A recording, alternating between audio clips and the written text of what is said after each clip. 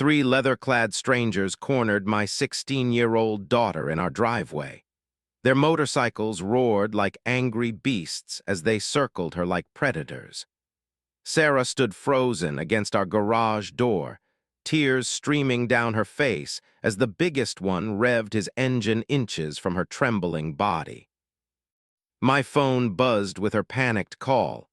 Her voice cracked through the speaker as she whispered the words that changed everything. "Dad, there are 3 men here. They said our family needs to learn respect. They know where I go to school. They know our address. Dad, I am scared." I had spent 15 years hiding who I used to be. My neighbors saw a quiet accountant who mowed his lawn and attended PTA meetings. They had no idea about the 22 confirmed kills in Afghanistan or the specialized training that still lived in my muscle memory. But Karen Martinez, our HOA president, was about to find out exactly who she had just declared war against. 6 months ago, I thought the biggest problem in my life was helping Sarah with her calculus homework. We lived in Meadowbrook Estates, one of those picture-perfect suburban communities where every lawn looked identical and the mailboxes matched the house trim. It was exactly the kind of safe, boring place I wanted to raise my daughter after her mother died 3 years earlier. Karen Martinez ruled our neighborhood with an iron fist disguised as community service. As HOA president, she had transformed what should have been a simple homeowners association into her personal kingdom. Every week brought new violations, new rules, new ways to make our lives miserable. It started small. A citation because my grass was half an inch too tall. Another because I parked my truck in the driveway instead of the garage. Each violation came with Karen's smug signature and a fine that somehow always seemed to increase from the previous month. I tried to keep the peace. After everything I had seen in the military, petty neighborhood politics seemed insignificant. I paid the fines, cut the grass shorter, moved the truck. I thought compliance would make her move on to easier targets. I was wrong. Karen saw my cooperation as weakness. The violations escalated. She claimed my fence paint was the wrong shade of white. She said my garden gnome violated the community aesthetic standards. She even cited me for having my garage door open during daylight hours because it was supposedly an eyesore. My neighbors whispered apologies when they thought Karen could not hear them. Everyone knew she had gone too far, but nobody wanted to become her next target. The Henderson family had tried to fight back last year. Karen made their lives so miserable with constant inspections and legal threats that they eventually sold their house and moved away. That should have been my warning. During one particularly heated HOA meeting, I finally stood up and challenged her authority. I questioned why our community fees kept rising while basic maintenance was ignored. I pointed out that her selective enforcement of rules seemed to target families she personally disliked. Karen's face flushed red as several neighbors nodded in agreement. For the first time in years, someone had publicly called out her behavior. The room fell silent as she struggled to maintain her composure. "Mr. Collins," she said, her voice dripping with false sweetness, "perhaps you would be happier in a community with fewer standards." That night I watched from my kitchen window as Karen stood in her yard, staring at my house. She made several phone calls, gesturing angrily while packing back and forth. Even from a distance, I could see the rage in her body language. The next morning, Sarah mentioned that a woman had been asking questions about our family at the grocery store. The woman wanted to know what time Sarah walked home from school and whether I worked regular hours. Sarah thought it was strange but did not think much of it. I should have recognized the reconnaissance. In Afghanistan, we called it pattern of life analysis. Someone was gathering intelligence on our daily routines, our vulnerabilities, our habits. Karen had decided that fines and citations were not enough. She was planning something bigger, something that would force us out of the neighborhood permanently. She had no idea that she was about to cross a line that would change both our lives forever. The phone call came 3 weeks later. Tuesday afternoon started like any other day. I was reviewing quarterly tax reports in my downtown office when my phone rang at exactly 3:18 p.m. Sarah's name appeared on the screen, but something was wrong. She never called during school hours unless there was an emergency. "Dad," her voice was barely a whisper, trembling with fear that made my blood run cold. "Sarah, what is wrong? Where are you?" "I am at home. There are 3 men here. They have motorcycles. They followed me from school and they will not leave." My hands gripped the phone tighter as 15 years of parental nightmares suddenly became reality. "Are you inside the house?" "No, I am in the driveway. They blocked me from getting to the door. Dad, they are really big and they keep saying things about our family." The office around me disappeared. My vision narrowed to a single point of focus as years of dormant training kicked in. I was no longer David Collins, suburban accountant. I was Staff Sergeant Collins, and someone had just threatened my most precious asset. "Sarah, listen to me very carefully. Do not try to run. Do not make sudden movements. Keep them talking and stay on the phone with me. I am leaving work right now." "Dad, the big one just said that our family needs to learn respect. He said they know where I go to school and they know our address. They said you need to understand that some people in this neighborhood have friends who can make problems go away." The message was clear. This was not random. Someone had sent these men to intimidate my daughter, to use her as leverage against me. The calculated cruelty of it made my jaw clench with rage that I had not felt since my last deployment. "Sarah, are there any neighbors outside?" "Mrs. Peterson is watching from her window. Mr. Davis is pretending to work in his garden, but he keeps looking over here." Good witnesses. That meant whoever was behind this thought they were being clever, making a public statement without crossing legal lines. They were wrong on both counts. Dad, the one with the beard, just revved his engine really loud. He is staring at me and smiling. I do not like the way he is looking at me. My foot pressed harder on the gas pedal as I weaved through afternoon traffic. Every red light felt like an eternity, while my daughter faced down 3 grown men who thought terrorizing a teenager was acceptable behavior. "Sarah, I need you to describe them to me." The big one has a gray beard and leather vest with patches. The second one is younger with tattoos on his arms. The third one has a bandana and keeps laughing at everything the others say. "Dad, they are not leaving. They just keep circling around me on their bikes." "I am 2 minutes away. Whatever happens, do not go with them anywhere. If they try to grab you, scream as loud as you can and run toward the neighbors." "Dad, I am scared." Those 3 words hit me harder than any enemy fire I had ever faced. My daughter was terrified, trapped in our own driveway by men who thought they could intimidate us into submission. They had picked the wrong family, and they were about to learn why. "Sarah, everything is going to be okay. Daddy is almost home." As I turned onto our street, I could see the 3 motorcycles in our driveway.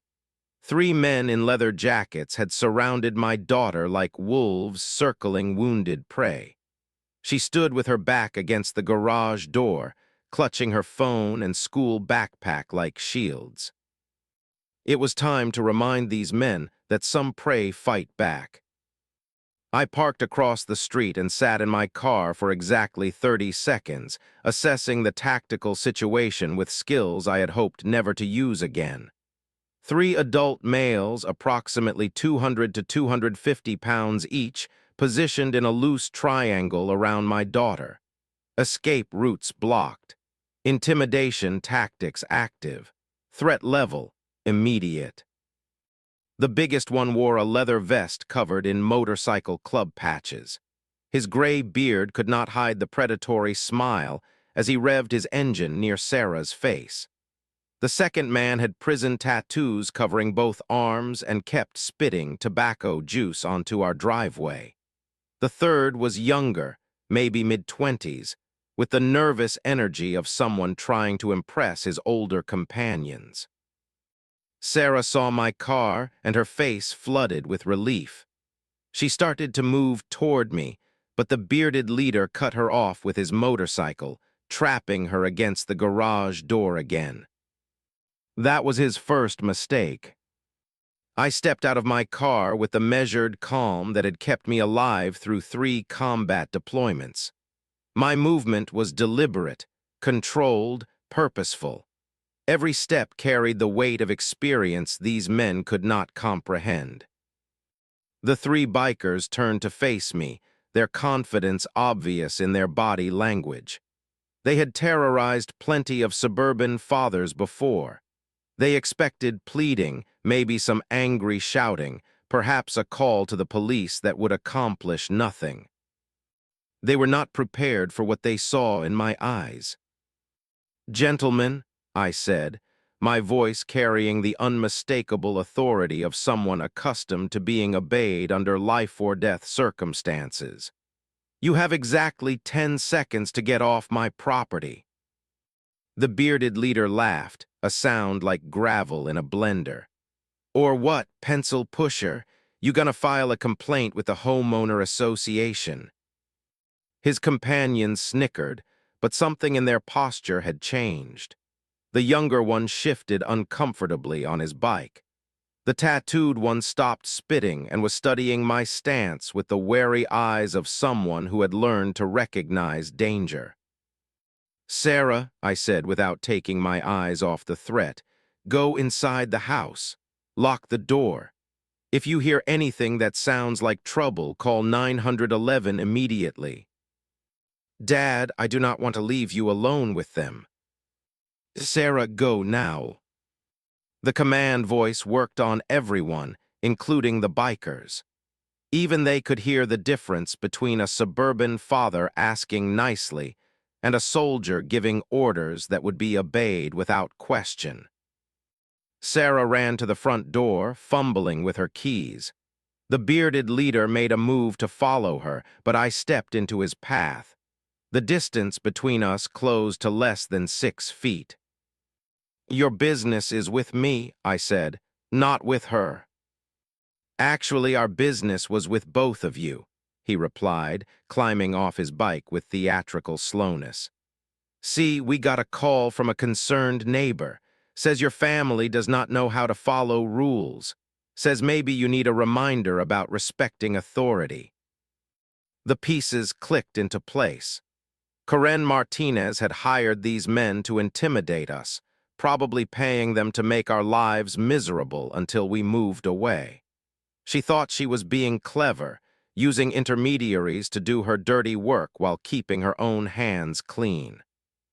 She had made a critical error in judgment. "Well," I said, rolling my shoulders in a motion that any combat veteran would recognize as pre-engagement preparation, "your concerned neighbor failed to mention some important details about me." The tattooed biker was the first to sense the shift in atmosphere. His hand moved instinctively toward his jacket pocket, but I was already moving. 15 years of muscle memory took over as I closed the distance between us in 2 quick steps. "What the hell are you doing?" the bearded leader demanded. I smiled, but there was nothing friendly in the expression. It was the smile of someone who had spent years learning to end threats quickly and efficiently. I am going to give you one more chance to leave peacefully, I said, because in about 5 seconds you are going to wish you had never heard my address.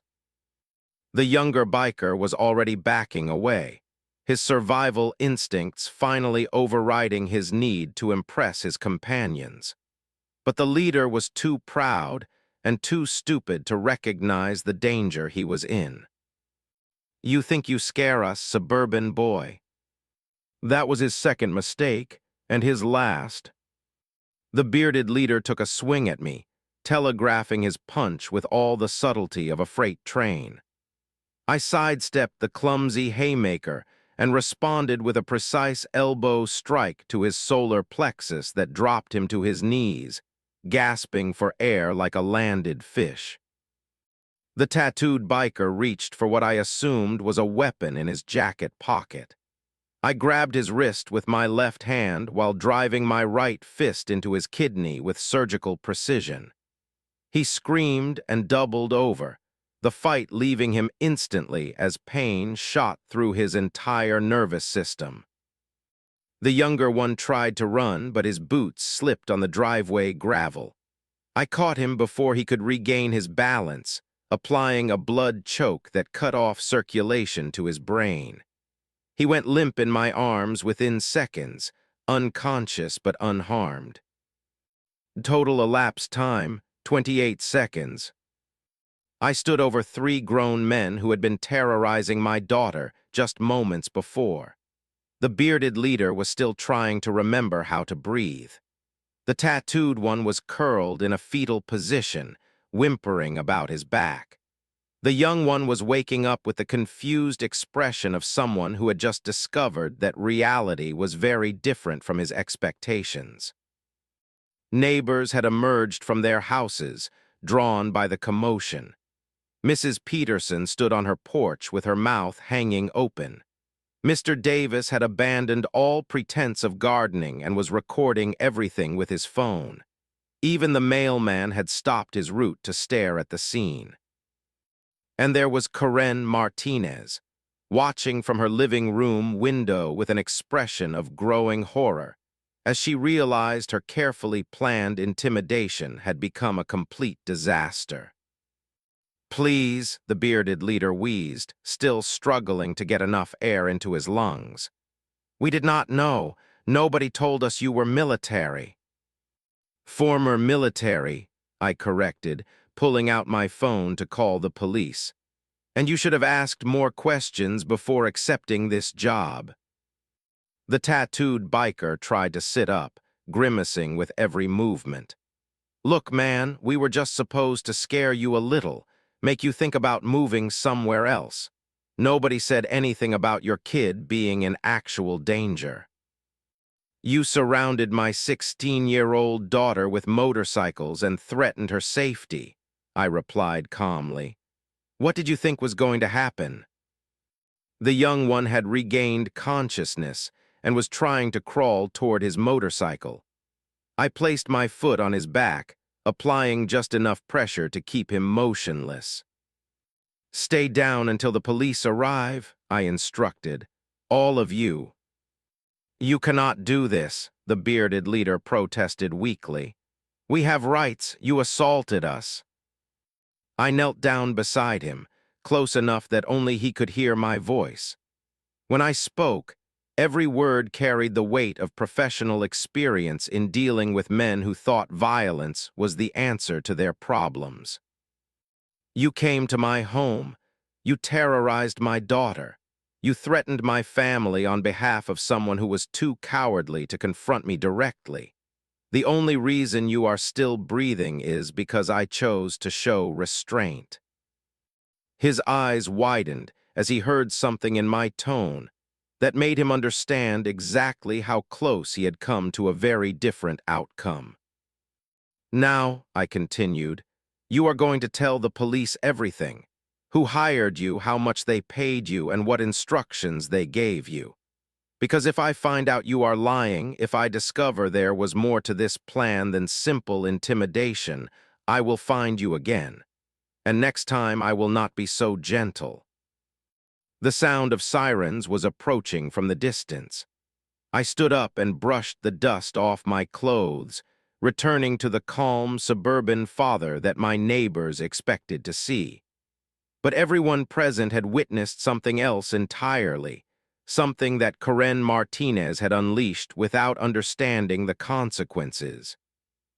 The tattooed biker was crying now, not from physical pain, but from the realization that he had made a terrible error in judgment.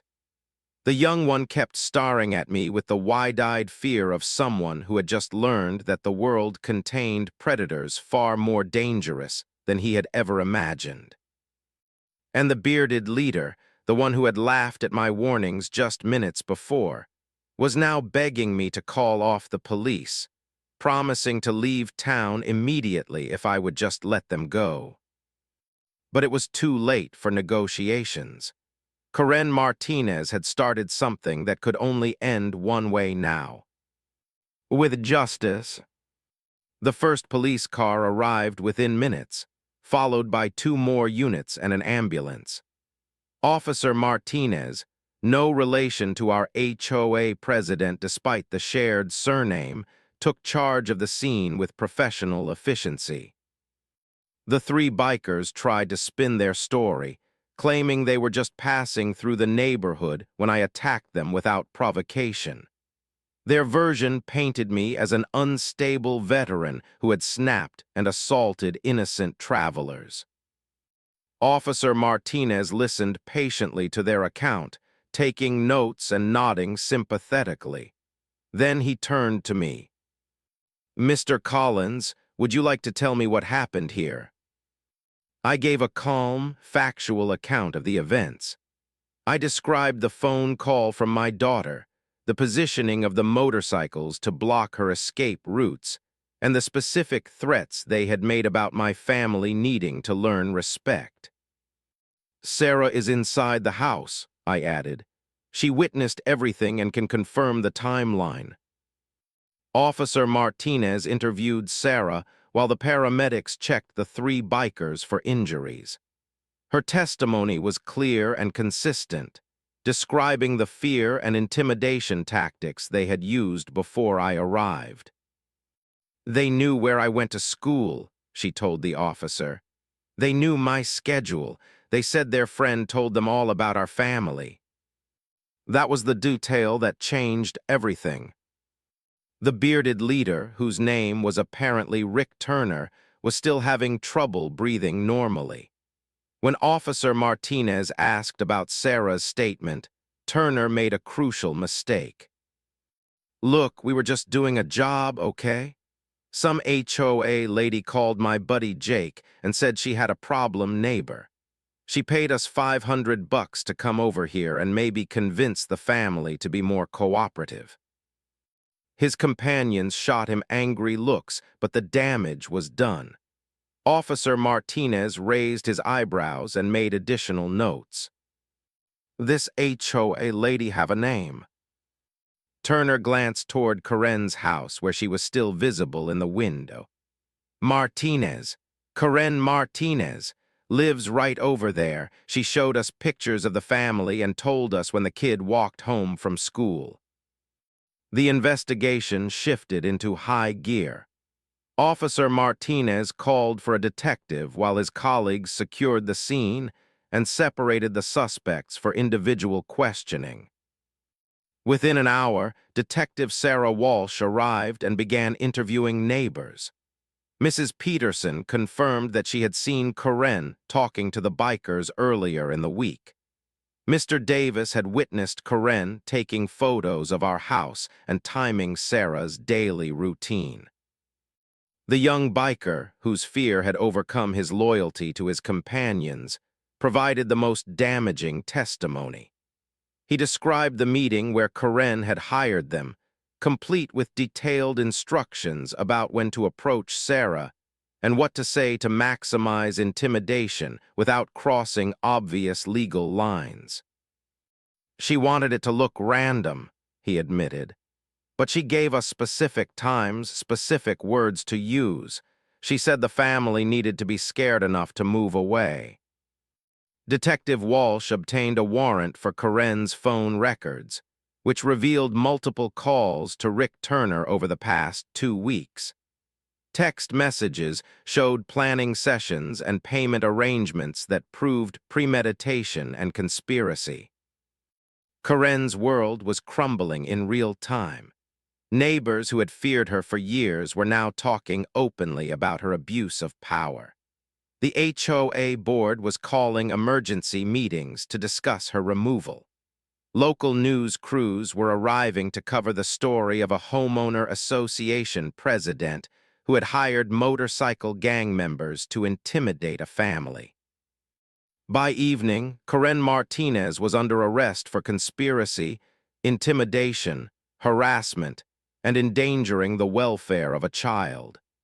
The 3 bikers faced charges ranging from criminal trespass to attempted kidnapping. As I tucked Sarah into bed that night, she asked me the question I had been dreading. "Dad, where did you learn to fight like that?" It was time to have a conversation I had hoped to postpone for several more years. The next morning brought a parade of reporters, neighbors, and HOA board members to our front door. Corinne's arrest had become the lead story on local news, with headlines like, "HOA president hires bikers to terrorize family," and "Suburban terror," when neighbors attack. I kept Sarah home from school, both for her emotional recovery and to avoid the media circus that had descended on our neighborhood. We spent the morning talking about my military service, something I had never discussed in detail. "I was in special operations," I explained, showing her photos from my deployment that I had kept locked away for 15 years. "My job was to eliminate threats to our team and complete missions that other soldiers could not handle." Sarah studied the pictures of me in combat gear, looking like a completely different person from the accountant father she had always known. "Is that why you never talked about the Army?" "I wanted to leave that part of my life behind. I thought I could be just your dad, help you with homework, worry about normal things like curfews and college applications." "But you used it to protect me." "I would use anything to protect you, Sarah. That is what fathers do." The doorbell interrupted our conversation. Detective Walsh stood on our porch with a folder full of documents. "Mr. Collins, I thought you should know that we found a lot more than we expected during the investigation."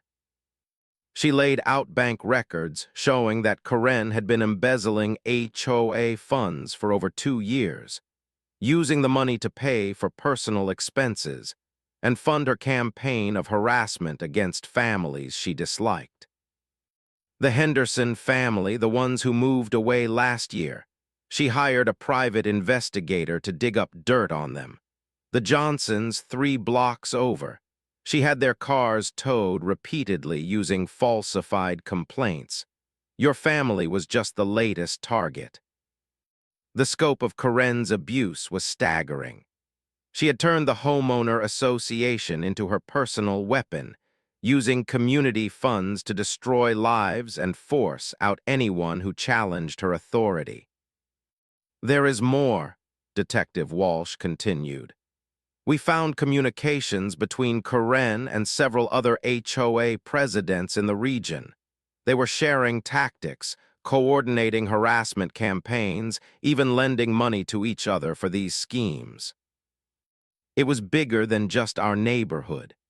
Corinne had been part of a network of power-hungry HOA officials who saw their positions as licenses to terrorize the families they were supposed to serve. "What happens now?" I asked. "Corinne is looking at serious jail time. Conspiracy, embezzlement, criminal harassment, endangering a child. Her lawyer is trying to negotiate a plea deal, but the district attorney wants to make an example of her." The 3 bikers had already accepted plea agreements in exchange for their cooperation. Rick Turner, the bearded leader, was facing 2 years in prison. His companions received shorter sentences but would serve time in county jail. That afternoon, the HOA board held an emergency meeting in our community center. I attended with Sarah, both of us ready to face whatever came next. The room was packed with neighbors who had remained silent for too long. One by one, they stood up and shared their stories of Corinne's abuse. The Hendersons called in from their new home 3 states away, describing the campaign of harassment that had driven them to financial ruin. The board voted unanimously to remove Corinne from her position and implement new oversight procedures to prevent future abuse. They also voted to return all improperly collected fines and compensate families for damages caused by Corinne's illegal activities. Mr. Davis, who had recorded the confrontation in our driveway, stood up during the public comment period. "I want to thank David Collins for showing us that we do not have to be victims," he said. "For too long, we let fear control our community. It took one man standing up to a bully to remind us that we have the power to fight back." The applause was thunderous. Sarah squeezed my hand as neighbors who had been strangers just days before came over to thank us for exposing Corinne's crimes. But the story was not over yet. Corinne Martinez still had one more card to play, and she was desperate enough to use it. 3 months later, I sat in a crowded courtroom watching Corinne Martinez face the consequences of her actions. She had lost weight during her time in custody, and the imperious HOA president had been replaced by a broken woman in an orange jumpsuit.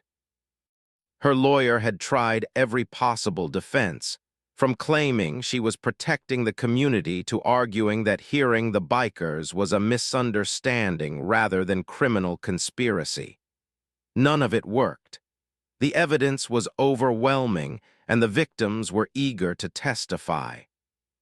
Sarah sat beside me as I took the witness stand to describe the impact of Corinne's actions on our family. I spoke about the fear in my daughter's voice during that phone call, the violation of our sense of safety in our own home, and the betrayal of trust that occurred when someone we had elected to represent our community interests instead used her position to terrorize us. "Your Honor," I concluded, "what happened to my family was not about property violations or HOA rules. It was about power and control. Corinne Martinez decided that anyone who challenged her authority deserved to be destroyed, and she was willing to put a child in danger to achieve that goal."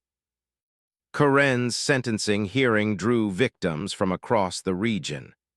The network of corrupt HOA officials that Detective Walsh had uncovered was being systematically dismantled, with Corinne as the first domino to fall.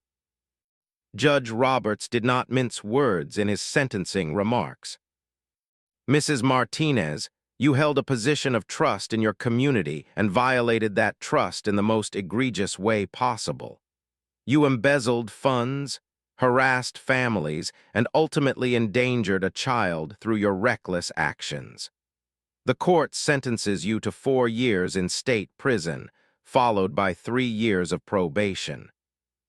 Corinne broke down sobbing as the bailiff led her away. Her husband, who had filed for divorce weeks earlier, did not even look up as she passed his row. The civil lawsuits came next.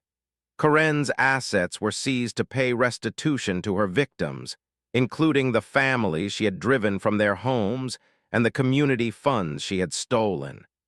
The insurance settlements would take years to resolve, but justice was finally being served. 6 months after that terrible afternoon in our driveway, Sarah and I were working in our garden when Mrs. Peterson came over with a plate of cookies. "I wanted to thank you again," she said, "for showing us that we do not have to live in fear." "We all showed each other that," I replied. "It just took one person to start the conversation." Sarah looked up from the tomato plants we were transplanting. Dad, do you think Karen learned anything from what happened? It was a thoughtful question from a 16-year-old who had been forced to grow up faster than she should have. I think Karen learned that actions have consequences, I said. But more importantly, our community learned that we have the power to protect each other when someone tries to abuse their authority. The new HOA board had implemented transparency requirements, term limits, and oversight procedures that would prevent future abuse. More importantly, neighbors who had been strangers before Karen's arrest had formed genuine friendships based on mutual support rather than mutual fear. That evening, as Sarah and I sat on our front porch watching the sunset, she asked me one final question. Dad, if something like this happened again, would you do the same thing? I looked at my daughter, this brave young woman who had faced down 3 dangerous men and emerged stronger than before. Sarah, I will always protect you, but I hope you learned something else from all of this. What is that?